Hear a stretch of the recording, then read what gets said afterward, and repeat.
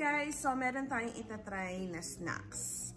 Okay, yung ginagawa natin usually sa Pilipinas at kung ano yung usual na ginagawa dito sa US.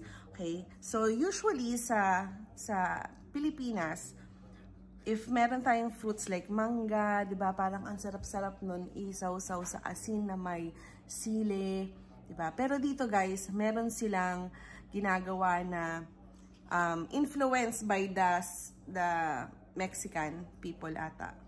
Hindi ko alam kung kanino nagmula, pero sila yung gumagamit madalas nito. Yung chamoy. Siguro nakita niyo naman yun, na rin ito, di ba? Sa ibang video. Chamoy at yung tahin. So, itatry natin siya. Okay. Meron ako rito mango chunks and watermelon. Yan. And for the Philippines, we usually just use salt and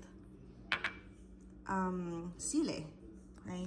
Pero for them, they usually use this tahin na powder seasoning and the chamoy.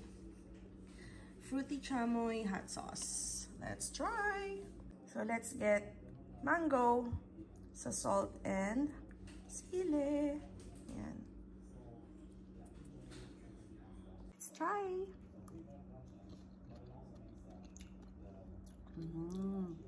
Alat at anghang. Masarap yung green mango, no? Kaso wala akong mabiling green mango dito, eh. So, ngayon, try natin yung chamoy. Ayan. Mangga. Then, itong chamoy.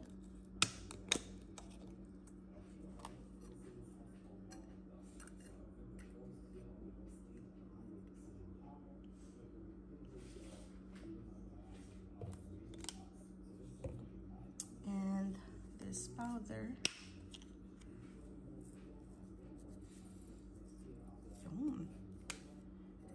Let's see. First time kong itatry itong chamoy sa fruit. Ayan. Ooh, parang matamis na maanghang.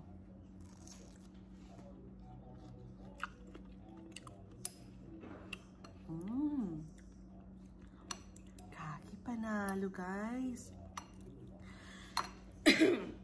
So, yung chamoy, matamis siya na syrupy.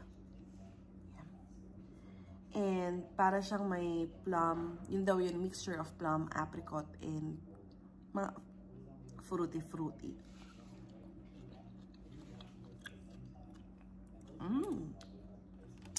Ngayon, tatry naman natin yung watermelon.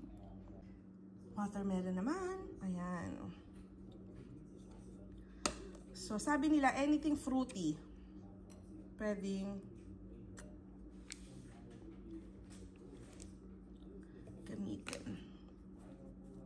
So, alam nyo guys, pwede rin gamitin yung Sour Patch Gummies. Kasi maasim naman siya. So, let's try na ito. Watermelon. Ito na guys.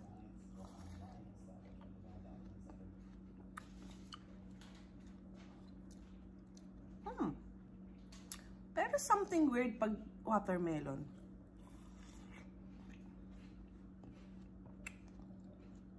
Kasi siguro watery na yung watermelon. Compare sa mangga na chunky, crunchy. Pero okay pa din siya. Bagay naman. Siguro mas maganda lang na i-frozen yung watermelon.